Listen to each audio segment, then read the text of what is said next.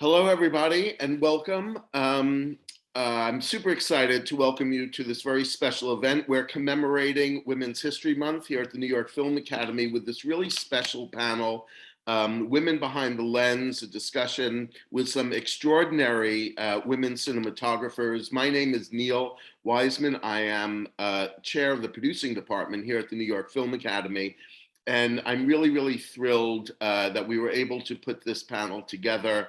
I'm going to briefly just introduce or talk a little bit about our guests this evening. All of their full credits were in the e-blast that went out, so I'm going to keep it limited here because I could spend the next hour just listing all of the credits that these extraordinary women, the projects that they've worked on, but we're thrilled to have with us Martina Radwan, whose credits include Inventing Tomorrow, The Final Year, the Emmy and Academy Award winning film Saving Face.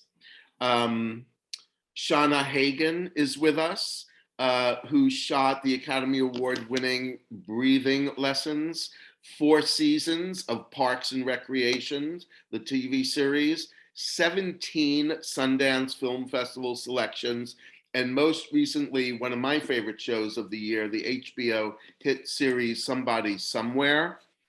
Nancy Schreiber is in the house. Nancy is the winner of the Best Dramatic Cinematography Award at the Sundance Film Festival for the feature film November. Got an Emmy nomination for The Celluloid Closet, has shot TV shows like P-Valley and The Comeback, the recent Linda Ronstadt documentary, Sound of My Voice.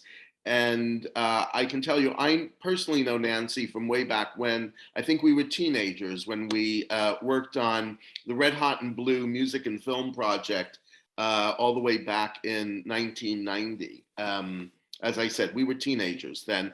And our moderator this evening, cinematographer and NYFA, New York Film Academy instructor Claudia Raschke is here, who has shot such notable projects as the Oscar-nominated documentary RBG, the film about Ruth Bader Ginsburg, recent documentary about Julia Child called Julia, Boys State, Mad Hot Ballroom, one of my favorite documentaries, and also a little documentary called Let's Talk About Sex that I happen to have produced and Claudia shot. So I want to welcome everybody to the New York Film Academy.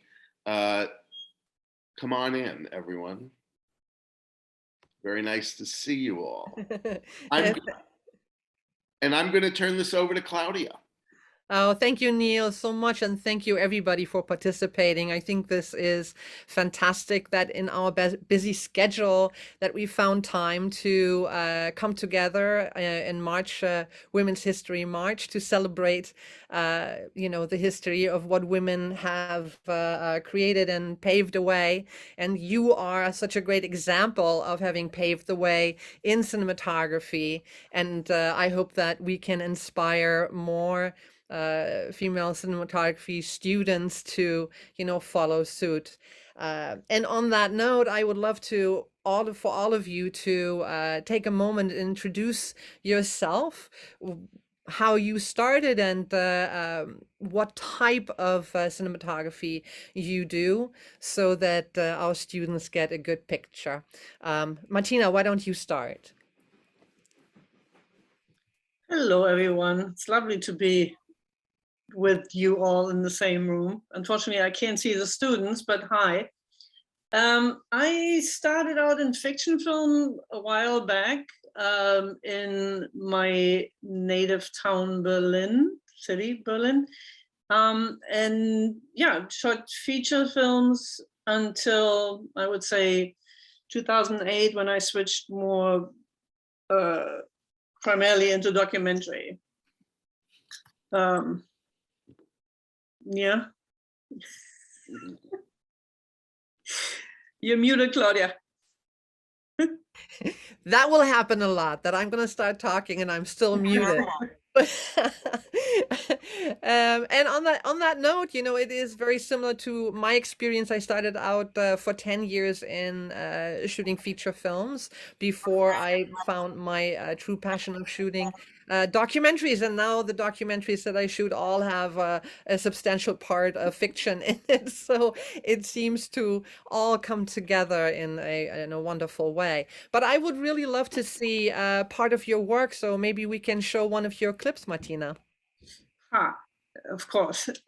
So the thing is that I didn't have any clips of my work, and I also, frankly, like last year, I had no film coming out. So what I brought is actually a clip of a film that I'm directing and I'm currently editing. And it's funny that you say that, Claudia, because what was interesting about, or why I was motivated to bring this clip, is precisely we were editing it and my editor was like, it's shot so slickly, it's sort of not doing what it's supposed to do because it's actually a documentary, right? And it's, so there is a certain kind of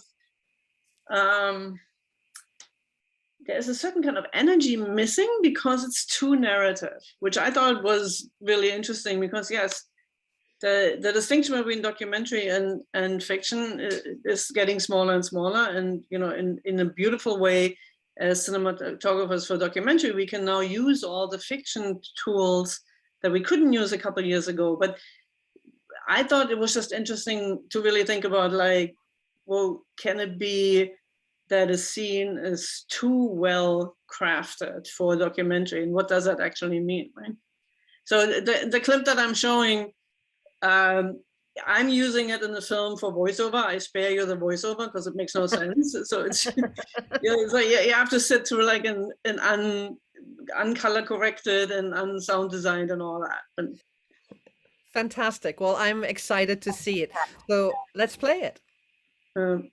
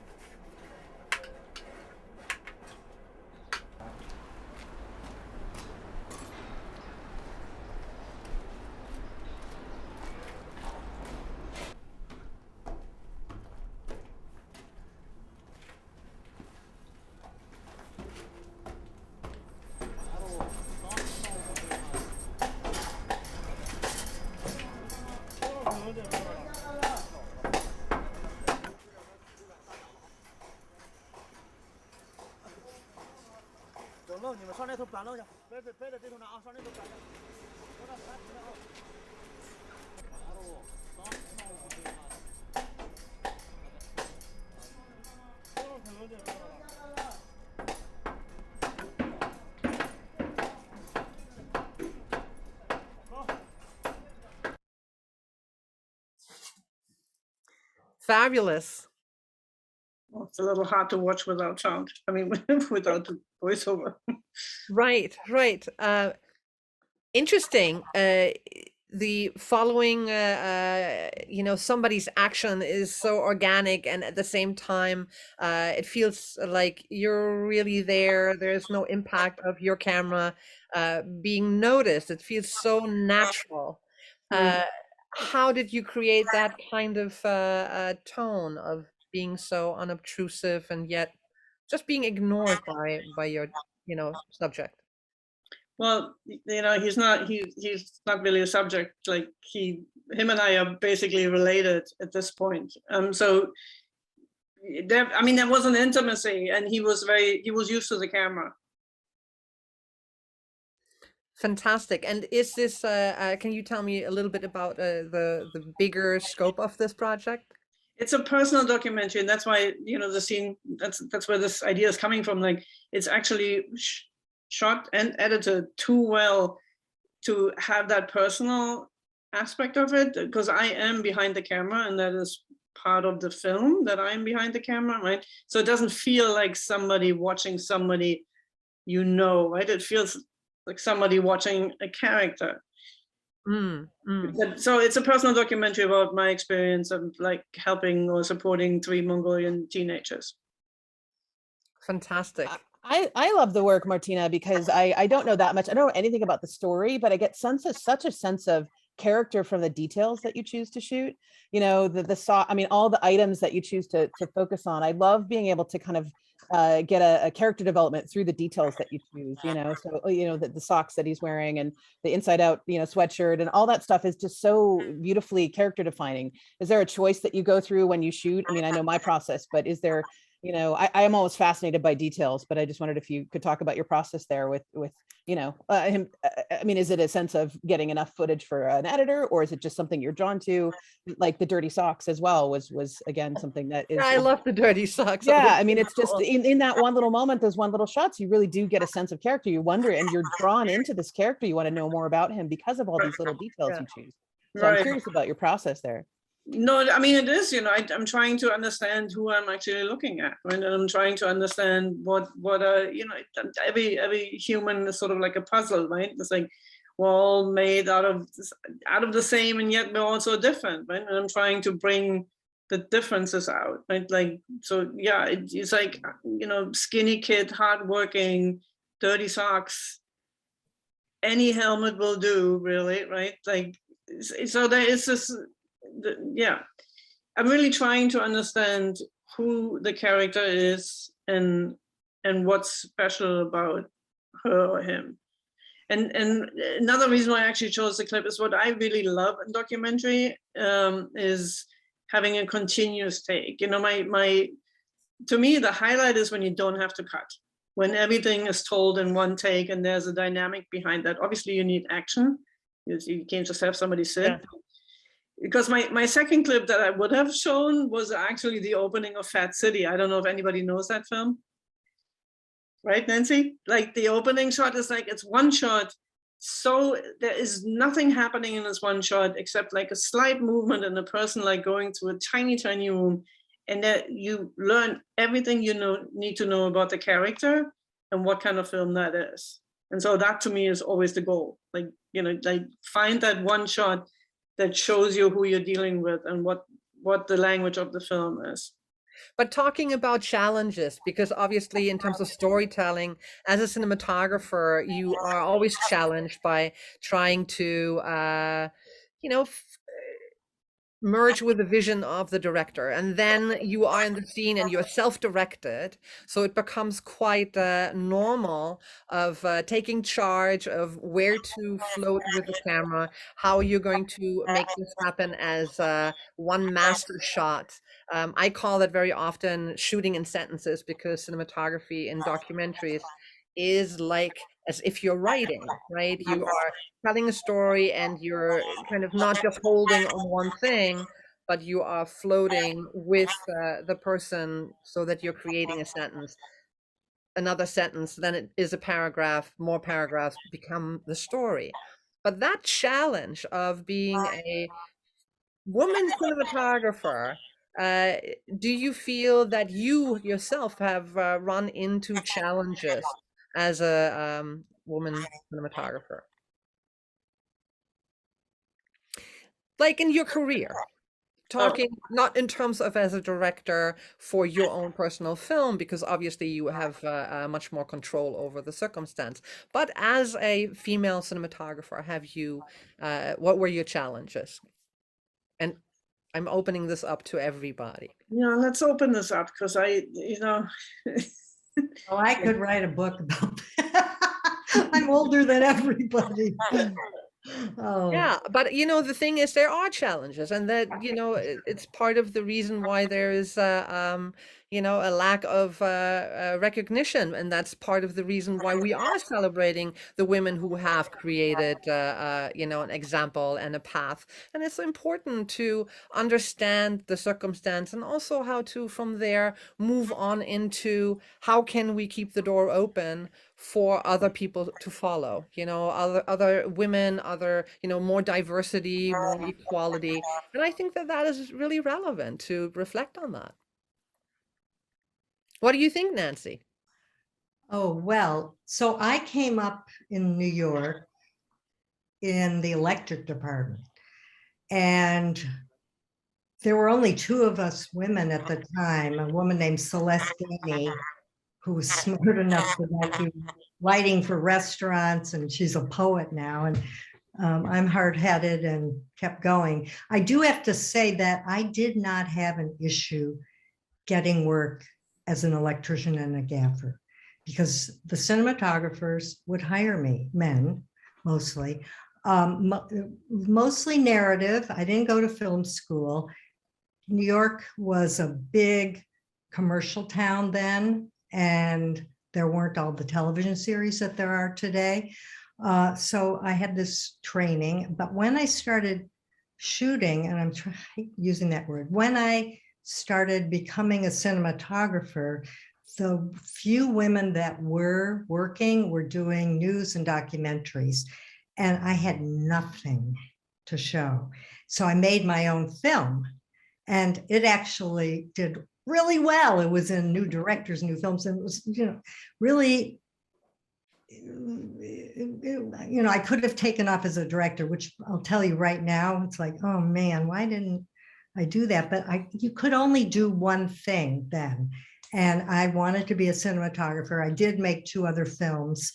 And then I continued to do documentaries as well as narrative. I kind of had to claw my way back into narrative, and music videos were very popular then. So from that time, I just enjoyed going across the genres, and one kind of work feeds the other. Real life feeds my narrative work, and I feel lucky. I'm not doing as many documentaries anymore, and I'm not even doing many features anymore. It's just been so much television episodic, for which I'm grateful, but I do miss individuals' passion projects, whether they're documentaries or their films, their feature films. So, it's still in transition. In terms of the problems, the challenges I had getting hired as a cinematographer, it was immense. I had somebody, he wasn't exactly an agent, but he would send out my reels. We had video reels in those days in 3/4 inch. And he said, listen, I'm going to send some of these out with your initials, NJ Schreiber, and some out with your name. And I'm going to put a little tag of paper in because people did return them. They were expensive. And the ones with my name didn't. The little tab of paper was still in them. So it was a different time. It was hard, but there was nothing else I wanted to do. And I loved it.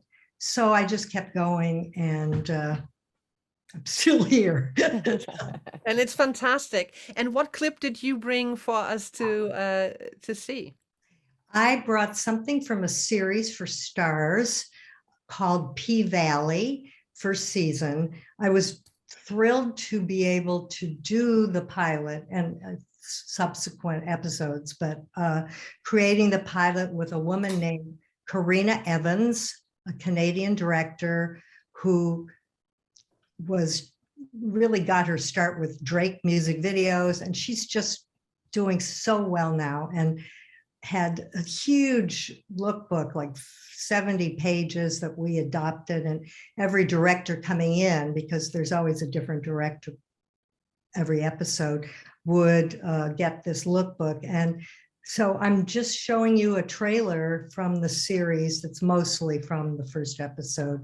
And I was in Atlanta for 5 months. So all of you out there, if you want to be cinematographers, we are vagabonds. We go, whether it's a 2-day job or a 5-month job, whatever, we are on the road. I know, Shana, you've been on the road a lot recently as well. So I take my home with me, including my cat, who's 18 and a half. Yeah, that's excellent. Well, let's run her clip.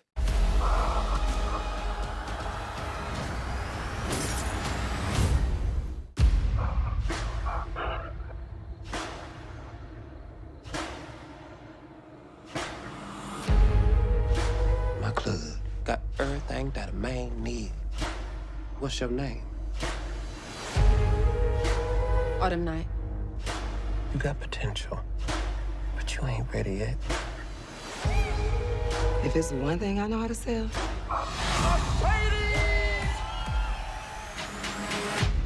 it's the experience. I need you to break her hand. Who better to learn from than an OG like me?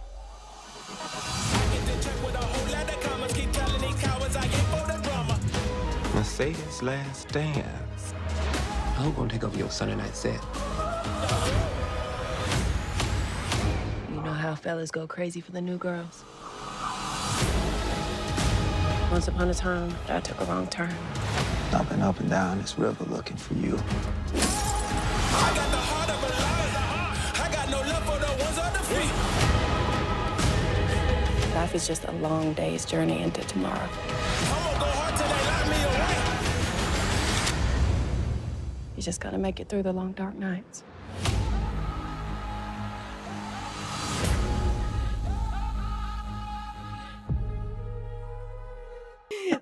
Great work, Nancy.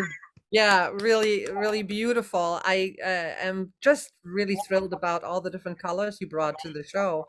It is just glorious, really beautiful work. Well, LED technology has changed our lives. Not only is it very green and good for the environment because we're using much less power, but we can control on our phones and our iPads chains of colors like that. It saves producers money on color gels. You don't have to bring ladders in, which you can only imagine would be a nightmare on the stage, and so Absolutely. I still use conventional lighting and big Fresnels and HMIs, but LED lighting is for Is where it is documentaries. at. Yeah, it's really interesting. I on the last 2 shows that I've been working on, I've been doing a lot of DMX control from the iPad, where you can just program it, and there's it's like it saves labor, and for documentaries it's fantastic. Yeah. Yeah, it's beautiful work. But I'm so curious also to obviously this is a very different genre when you are doing television as well as dramatic work in comparison to documentary work, where I find in documentaries that you are just so trying to be so in the moment of trying to understand what is the content or the most significant emotion that you're trying to capture, or whatever is happening in that moment of how it is flowing and where are you going to go next. Whereas in drama, there is so much of the control of the preparation. And just as a person who is running a set, because we all have been on big sets, with big crews, as a woman, any challenges on that end for you? I mean, you have been in the industry for years and obviously can reflect that, but how has it gotten better? Well, it's interesting. When I started off in New York, pretty much I always, especially, you know, in documentaries or whatever I was doing, I had a woman camera assistant. I guess I raised a lot of eyebrows. I don't know. You know, I knew how hard it was for me to get hired. So I've always been committed to looking for the underserved, people of color, different sexual orientation, whatever it is, certainly a lot of women. And on P-Valley, which mostly African-American cast, it was very important to Katori, our showrunner, creator, that all of the departments were diverse. And I made sure that my key grip, I brought in one person, the camera Steadicam operator from LA, but my key grip was from there, and his daughter was on his grip team. He had our 2 dolly grips were men of color. It was very diverse. So for the grip department, the electric department, John, my gaffer, who I love, did not have one woman on his crew, but I made sure he found an incredible woman who then continues to be on his crew. And it is up to us to be the change, which we are, and spread it out there and find people. My camera department was mostly, it was half and half, women and men. I just did something for Amazon in New Mexico. My A camera department, all women, B had men. So we find the people that make it look like the rest of the world. We have to do that. Yeah. Absolutely. And you know, it is super important that therefore you also take that risk very often when you have a budget and you want to get the best crew that is most professional or most versed in whatever challenge might lie ahead in your production. But sometimes I find that you need to take a risk to bring somebody along the way. You know, so I try to pull in my grad students when I can on shoots, just for them to have a chance to get a foot in the door. And I think that in a way is the hardest part of, like, how do you really find a footing in the industry if you don't know yet how to network? And how was it for us? And for me, when I just reflect, I worked my way up the ladder. You know, I was lucky enough to be supported in a male-dominated world, and I think because of the just like all of us, the incredible passion just made me sideline all of the obstacles, and I just, you know, found the people who just took that risk. And I think that is ultimately how we need to move forward to create, you know, a risk-taking or a willingness to bring somebody on set that still has to, you know, build their career and build their experience. But on that note, I'm really eager to see what Shana has brought for us as well, because, you know, I know our time, I know we can talk for hours, but I really want people to see what you brought and talk a little bit about how you started in the industry. Sure. I'm so glad that you brought us all together. I mean, this is a great group and a great sort of you know, it's just a smattering of who, you know, so many women nowadays have the opportunity to be cinematographers. And I'm just so, thank you for bringing me along. I mean, I went to film school, and you know, I always say that I got a great experience in film school, but certainly learned so much more out of film school.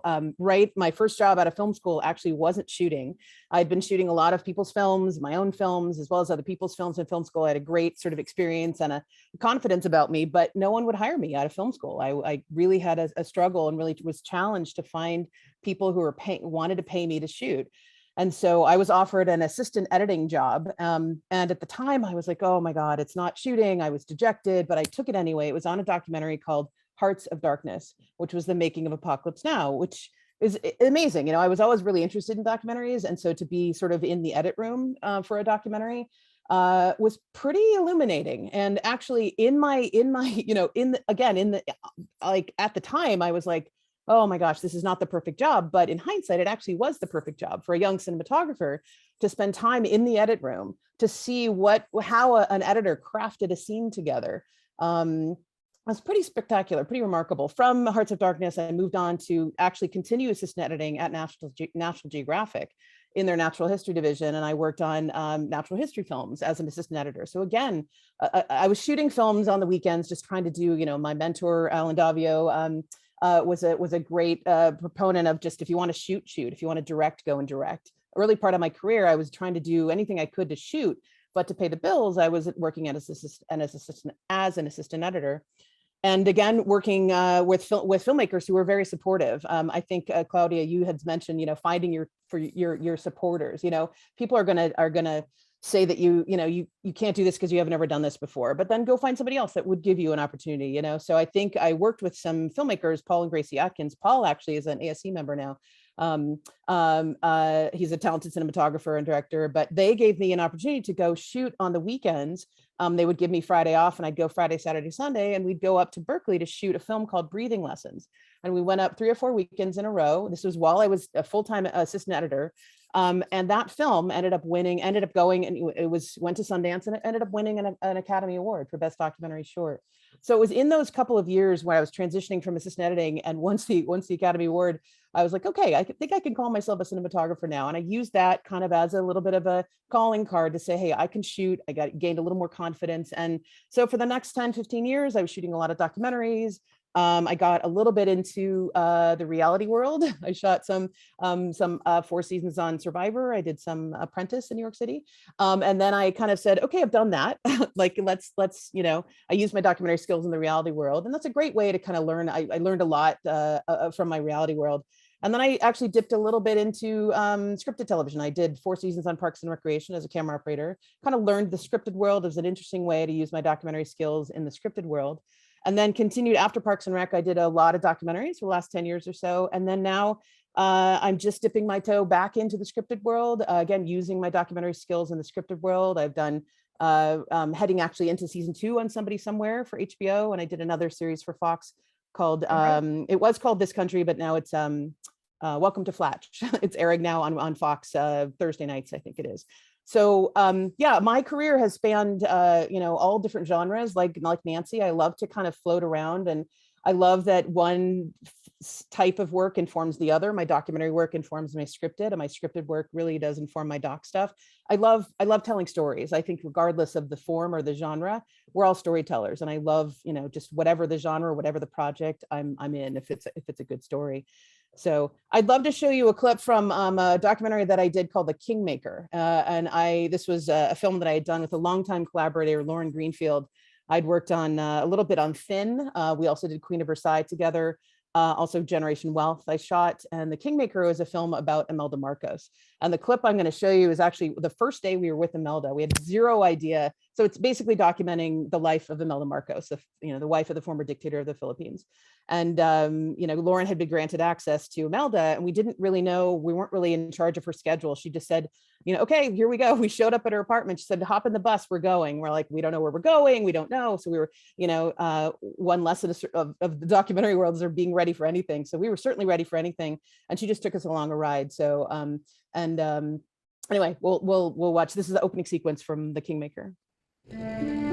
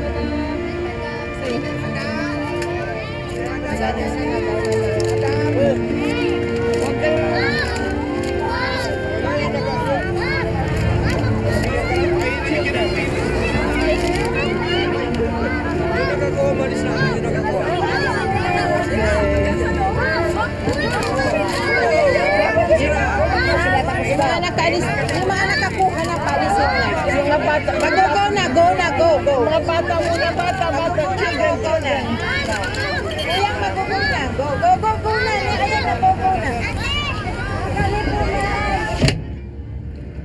When I see Manila, I feel so depressed and sad. This was a little paradise. Before, during my time, there were no beggars. I had a place for them.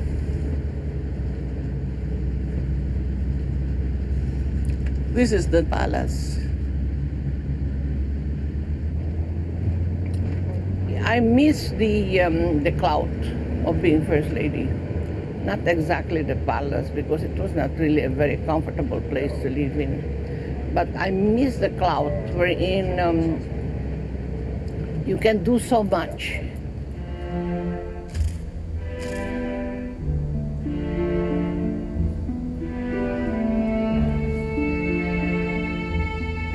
After 30 years, Marcos is still not buried.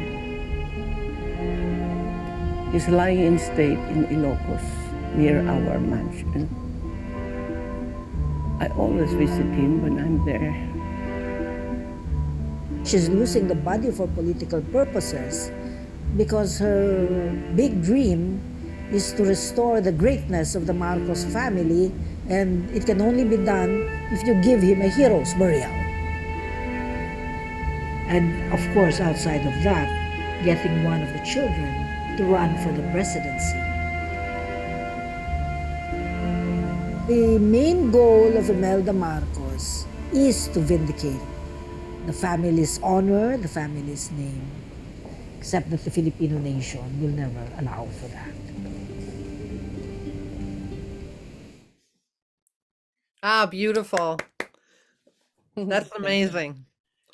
She was an amazing character to shoot. I mean, you sort of anywhere you pointed the camera, you just need to be ready for kind of anything that would happen. I mean, on occasion, you know, she would sort of put on a show, and that's an interesting kind of sidebar about how people seem to perform for the camera, which was at times what she would do for us. But oftentimes we would catch her in moments that she was sort of off guard, and not that we were trying to have little gotcha moments, but we needed the you know, the facade to kind of drop. And I think there were several moments in the film where she was just being herself, and it's pretty amazing sort of portrait of this woman. So pretty amazing to work with Lauren as well. And it's, again, working with people that I've worked with before. It's fantastic. We are, you know, the language, you kind of, you know, I love working with Lauren and people like her, that she can tell me what she kind of wants from a scene, and then kind of let it happen and let it go, and have the patience to kind of let a scene play out and kind of let me do my thing. And I enjoy working with Lauren for that reason. But pretty amazing film.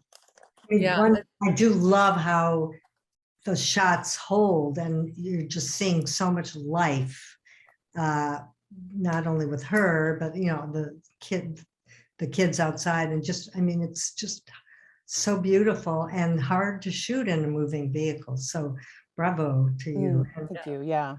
Yeah, it's truly beautiful. It also comes across quite dramatic with the lighting and the shift of things. But you know, Body and state. I mean, wow, her kissing. it's Got all the moments, wide, tight. I mean, you know, so you learned in editing. We need to know to get the coverage wherever we are. What, you know, whether it's narrative or documentary. Yeah, and sometimes it is just really tricky when you're in a situation and you have to be very spontaneous, because you just don't know how long that moment is going to last, right? And in that moment with the window and her handing out the money, and you see how it's building because it's starting to take over, right? And it's sometimes you're just right at the edge where it becomes very risky, right? And you just don't know how it's going to turn out. So positioning yourself as in documentaries in the action can be a challenge, you know, can be a challenge in terms of not only are you overstepping, you know, your welcome, are you pushing somebody too hard to with the camera because it has some power, impacting their authenticity, or are you putting yourself at risk, you know? It's definitely a challenge. And in Manila, I was in the Philippines working for a show called Activate for Nat Geo. In Manila, we basically, that entire show was focused on what are the reasons to that create extreme poverty, and how can we, kind of decipher it, and therefore get the government to really implement some steps. And for that, we went from slum to slum around the world in order to really connect with the people who were suffering the most. And I have a clip that I brought. It might be, warning, there might be a little bit too much information, but nevertheless, it is a real slice of their life. And at the same time, it is showing to an extent that when you're working for a television episodical, that the cinematography is impacted very differently than when you're shooting for long form.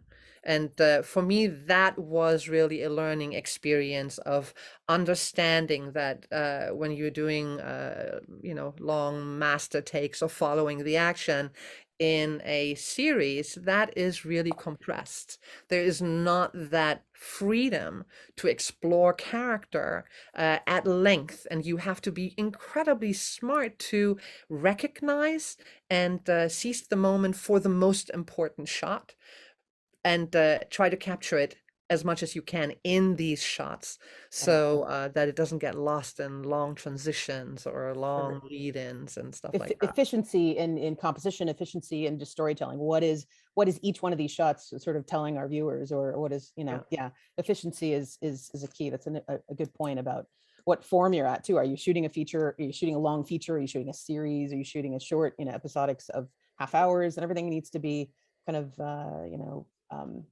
regardless if it's a doc or a scripted thing, you have to figure out where your final product is. And I think each genre has its own kind of language. And you also, as a cinematographer, you get to develop that language, Right, So right. I think that's the exciting part. But what are you going to show us, Claudia?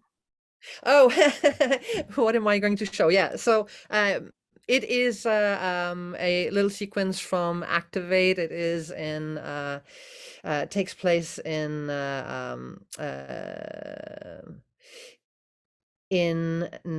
let me just make sure that I have actually right now the right clip, because there was a little bit of a confusion. So why don't I just show the clip? And then, because it is about extreme poverty and kind of unraveling the situation. I think this one is in near Johannesburg, Joburg, and in the slums there. Part of the reason, no, actually, I'm sorry. I have to just show the clip, and then I can tell you what it is, because I don't quite remember right now which one I have coming up of the selection that I gave.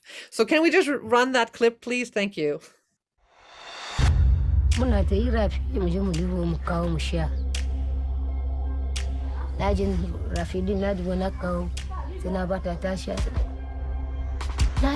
Tana kuka na ce me ya faru da ba ta bari ba, ashe za ta yi kisari da jini kenan. Ina so a kawo mu ruwan sha din mu, ba mu so mu sha ruwa wannan kuma ba. She's been put in the impossible position of having to hope that her child doesn't succumb to whatever illness will come out of that water, or risk certain death by starving her child of water. We need government to intervene. What has brought me here today? Action.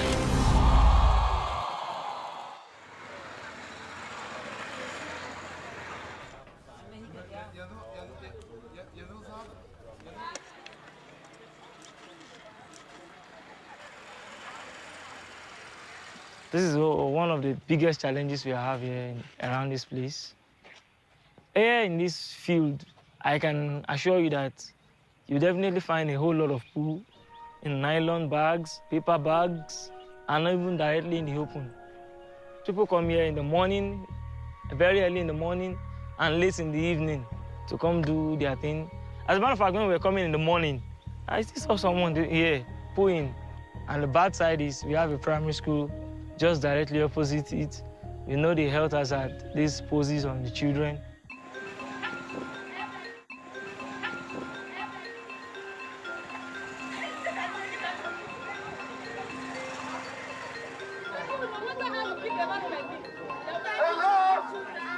Hello?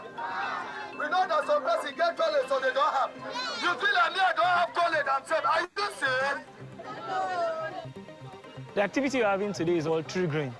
Triggering is a process where you trigger someone, making communities, making children, making households see the need for taking action. When flies they come, we'll tell you where it's coming from. You can see poo over there. That poo, it was a poo gotten from this community this morning. It's something that we intend using a psychological way.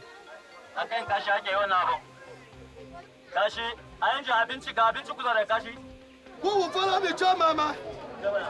Who will Drop John on, Mama? drop on. As they chop the food now, what is also? When you come, Mama, you know what happened. Part of this is a behavior change gap. People think it's okay. Some think they are so helpless. Some think, well, it doesn't bother me. There's a need to generate a mass movement of persons to understand the link between the fly and the feces and our mouths. No,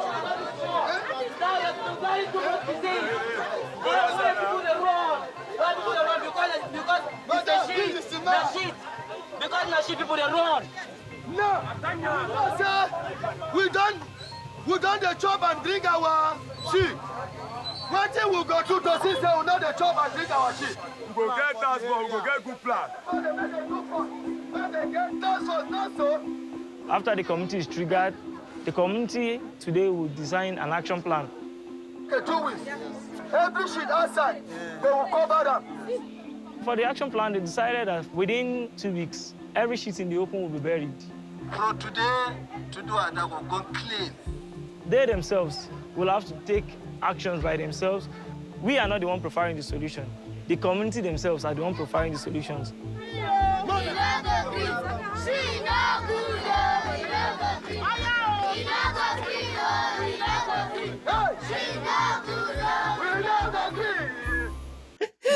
What a wonderful project. Wow.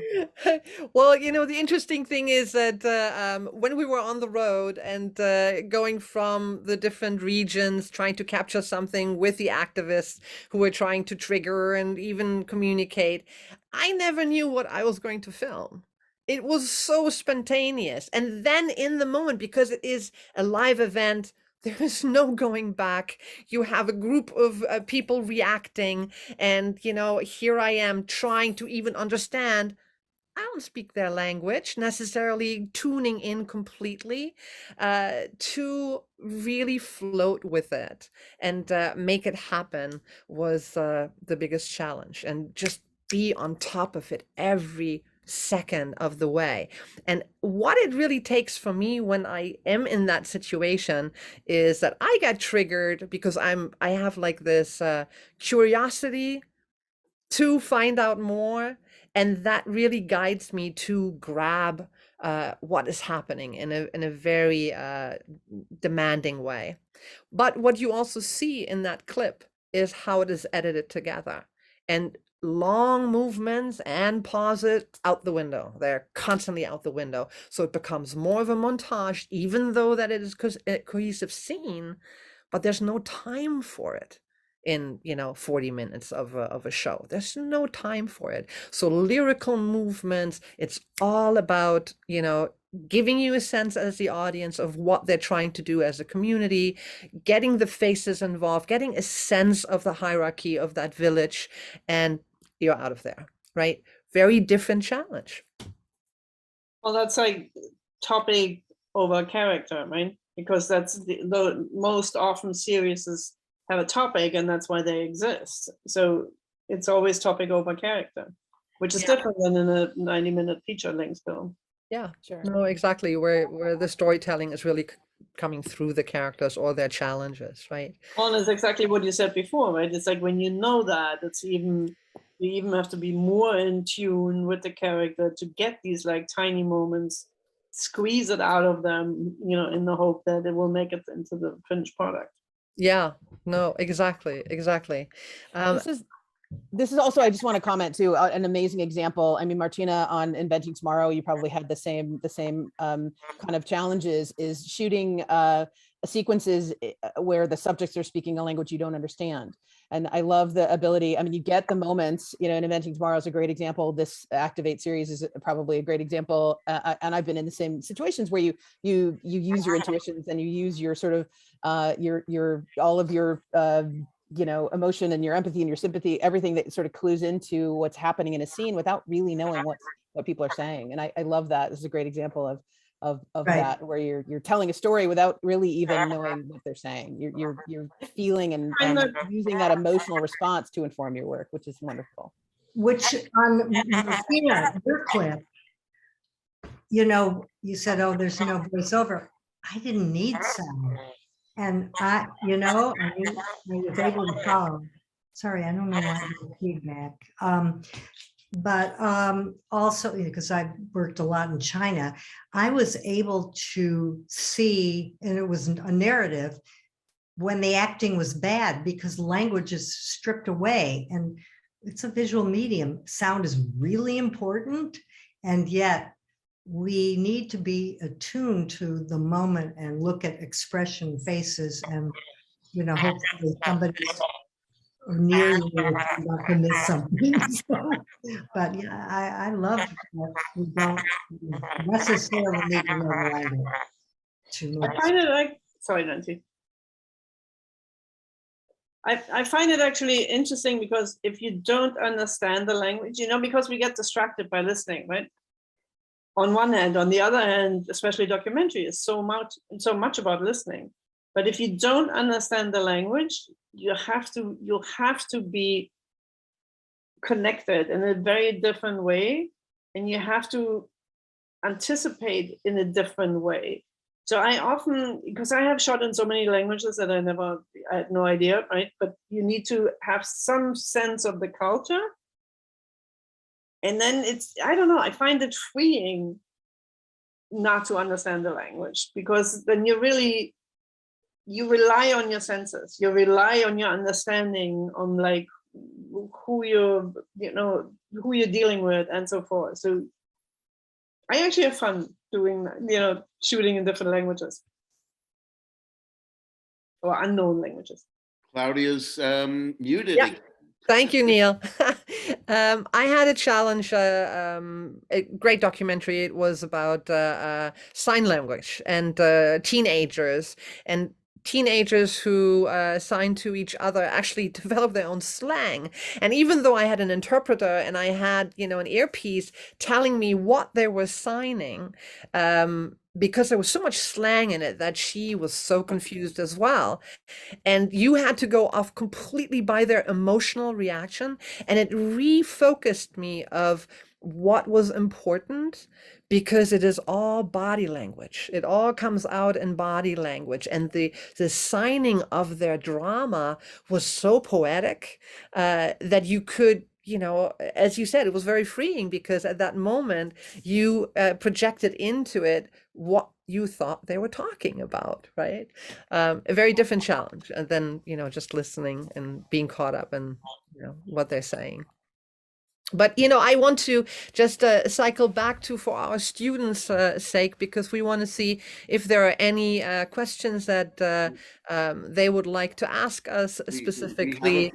We have a few questions. Yeah, so maybe we can dive in. Yeah, I have a few here. So speaking of diversity, what about BIPOC women, meaning Black, Indigenous, people of color?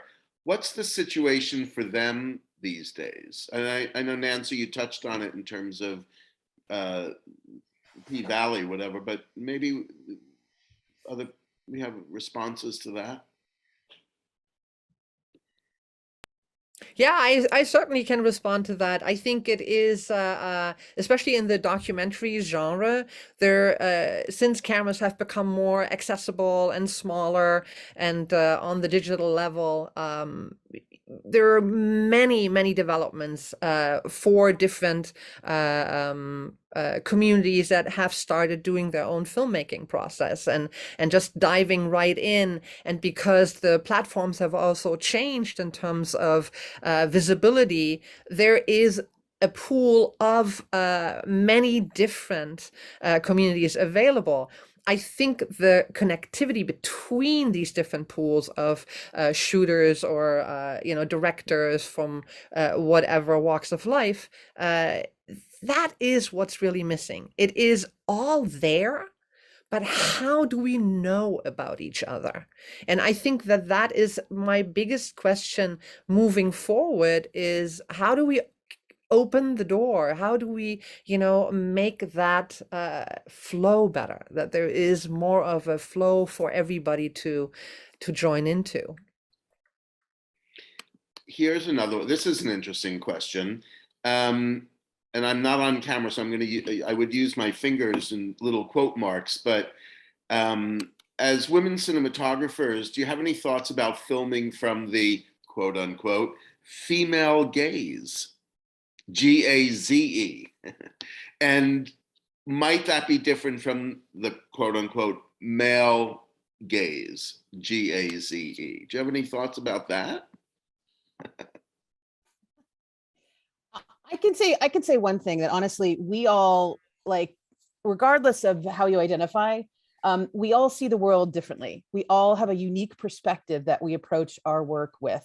And I think all of those voices are incredibly important. And I think, for any BIPOC, any people that feel, anybody, including, just everybody sees the world differently. And I think, again, all those voices are so important. I would say, getting back to the BIPOC question, and maybe this is also, I consider myself also, I'm getting all over, because it sort of sparks a little debate in my head about, do I really shoot from a female perspective? I'm a woman. I see the world from a female perspective. That's where I come from. But I don't really identify as a female cinematographer. I'm a cinematographer who happens to be a woman. I think, so anyway, getting back to the BIPOC thing, there are plenty of mentorship programs. The Academy has one. I would say, if you're an up and coming cinematographer and you haven't quite found your champion or your mentor, find somebody whose career you admire and just call them, reach out to them. Social media is a great way to just reach out. There's a lot of us who are really, really accessible. So I think don't be scared to go and just ask people how they did it. Hey, what was your path? Nobody's path is going to be the same, but I think that, finding a mentor, finding a champion that will give you that chance, that break, and even if they can't supply you with a job or can't, hire you, they still will give some advice. But in any case, I think it's super important to remember that we all come from a unique perspective. We all have a unique way we see the world. And I love that is what makes us all unique and all different. And that's why, a documentary, there's been several documentaries made about Imelda Marcos. Everyone is different because each perspective is different. So I think it's important to remember that we all have a unique vision of the world. And I think we should all just celebrate our own gazes. So I don't know what to say more about that, but there's a lot about female gaze. In fact, when we were on P-Valley, when I got interviewed, we talked a lot about the female gaze because, we are filming strippers, pole dancing. It's sexual in nature. And Katori was very clear that we should not do those kinds of shots, that linger on body parts. And there was more nudity. There is a second season coming. There was more nudity in the first season. I didn't go back. Sometimes you just need to find a new thing. I don't know how people stay in series year after year after year, even though it's a wonderful family. I'm too much of a vagabond. I want new challenges, but I heard that none of the actors wanted to have nudity anymore, but we were very careful not to exploit with the camera, with the lenses. And one of my operators was a woman, an Asian woman. One was a 6'6" white guy, like with Steadicam. He's like legendary, Dave Comides. I don't know, Shana, if you know him, but I'd known him for decades. And, we made it work and we were very careful. There are documentaries. There's one Nina Menkes just came out making about female. Brainwashed. I shot it. Yeah, right. Yeah. Thank you. Thank Yeah, you. Brainwashed is a really interesting film that discusses this very topic. And her yeah, sorry, I don't mean to. No, I was waiting for you to mention that because just premiered at Berlin. Yes, and Copenhagen, and we were, it's a really interesting film because it discusses the male gaze and the female gaze. And I think, the history of cinema has been shot by mainly men. And I think audiences are craving new perspectives and they're craving new stories. And I think that, women, people of color, there's so many unique perspectives that are coming out now. And so many unique, platforms, and it's the people that are behind the camera that are making these changes and sort of away from the very typical exploitative, sexualizing women. And, so but Brainwashed in itself is a really interesting essay about the gazes, the different types of gazes. And I think that the point about that whole film is just being mindful of when you're working, making a concerted effort to have a respectful gaze and to think about things in ways that you might be able to tell your story in other ways than trying to exploit a naked woman's body. There are ways to sexualize somebody if it's within the story and within the character and everybody's a part of it, and it's really it will help propel the story. There are ways to shoot it that won't exploit and won't make an actor feel like crap. So in any case, I could go on, but yeah. But in terms of finding people to something's going on with the sound, but to follow, in New York, there are many programs, Independent Feature Project, West Coast is Film Independent. Follow somebody on Instagram if you see somebody who's, who you relate to, and find out who they are. It's so different now because there is so much social media. You can find people that might have opportunities for you. And New York has all kinds of important mentoring programs. I think the mayor set up, right? I think so. Really? That's amazing. What's it called? Made in New York. I'm pretty sure Made in New York has some. According to Wikipedia, New York. Siri is helping you. That's hilarious. Are there other questions? I think there are, but I kind of feel like maybe this is a really good moment to kind of wrap it up in terms of mentorship and all the opportunities that have been discussed. I don't know, Claudia, does anyone have any closing remarks or a final question? Or I would say, just also coming back to, I do believe there is a male gaze and there's a female gaze, and I think we're all so tuned into the male gaze because that's what we have seen, for the majority of our career and movie watching existence, and I do think there is a difference. And I think for anybody who is coming up, just be true to yourself, which doesn't mean do the same thing all the time, but really be true to how you see the world, right? If you be experimental and don't try to do the right thing, right? And that will create a different kind of gaze, if you want to call it that. Because I think everybody's hungry for the different ways of looking at the world, and we are looking different in different ways at the world, all of us. Absolutely. I think that is the way to go. I think I want to just throw out one last question. If you could, would you be able to say, what does it take for you to become successful? Is there something that you felt yourself that propelled you forward, that made you successful at becoming a cinematographer? define success? Being hired, moving forward, earning a living with the craft, having projects that you identify with, that you feel strongly about. What does it take to get there? Shoot everything you can shoot. Yeah. Like, again, be out there, be brave, experiment, stretch. Like, stretching, I think, is really important. And then just film is a collaborative medium. So like everybody said, find the people you whose work you admire and try to build relationships. I think for me, it's twofold. Perseverance. I think honestly, from the get-go, I had a mentor that told me the business is 99% perseverance, and you have to stick with it. If you love it, and it's really, it's for me, documentary, cinematography, and all the scripted stuff, cinematography in general, it just literally lights this fire. Like, it feeds this creative fire in me, and it lights up my soul, and that's what keeps me going.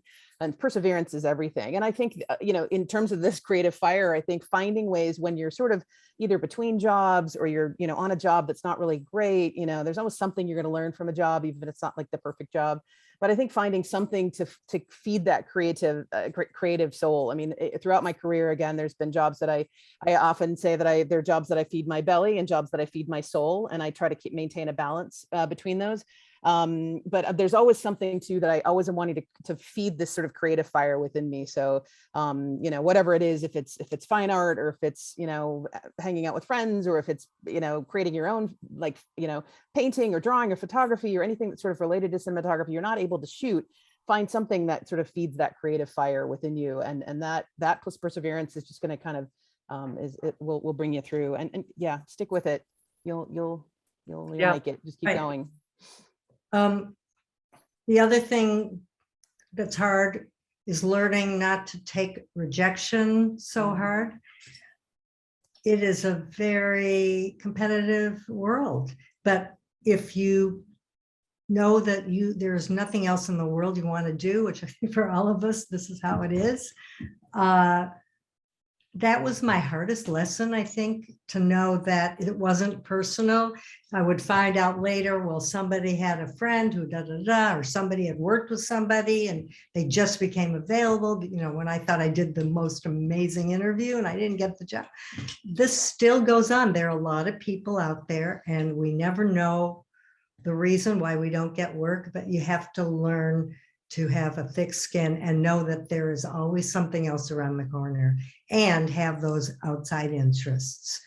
Go to museums, galleries, music, nature, and feed yourself in other ways, and then, focus on. I think there's also this, you all had mentioned that before too, is that, fine-tuning your own playground. Right, as a cinematographer, you can fall into a certain rut of saying like, okay, now all of a sudden I fall into everybody's calling me for biopics, right? And you want to create a playground where you can still keep everything that you have not done available to you, to at least to experiment. And I sometimes just do take jobs that are much lower in pay, just because I want to kind of build that muscle of experimentation, of how I go into a macro world when you're just trying to photograph something that's unattainable to the naked eye. How do I get there? These kind of challenges are also what sparks me. So I am in that way always exploring. And I think part of the reason why I am still passionate after such a long time about my job is because I'm not only considering myself a cinematographer, I'm an explorer of different cultures, of different lifestyles, of different stories. And when you keep that in mind, there is the filmmaking process, but there's also a very gratifying personal experience. And that is kind of like the bedrock of my cinematography. Because if you take that exploration away, then cinematography becomes much more technical to me. And I need that for my documentaries, to be the explorer, to be self-directed, to see the moment and seize the moment when it happens. You know, that's how I connect to life. And so that is what feeds me. And I'm sure that everybody has, as you said so beautifully, Shana, everybody is their own artist. Everybody has their own perspective and their own gaze. And you find your own step, you know, and play and be authentic that way. I just want to say thank you so much to all of you to share your wisdom and participate in this fantastic gathering. I wish we would be all in person and could celebrate thereafter. But I also think it is so important to have these gatherings of now that Zoom exists and that we make time for each other to connect, because, you know, that's a great mind exchange. So Thank you for having us. Yeah, thank you for having us, Claudia. I want to extend great heartfelt thanks to all of you. It's been an extraordinary session, and thank you so much. So inspiring. Just for all of the guests, I did put my email address into the chat. If you have other questions, I can always forward them to our panelists. On behalf of the New York Film Academy, thank you so much. We're so appreciative. And as was said earlier this evening, be the change. And that's how we're going to make it happen. So thank you all so much. And stay healthy, everybody. Have a good evening. Okay, you too. Thanks, Neil, for organizing it.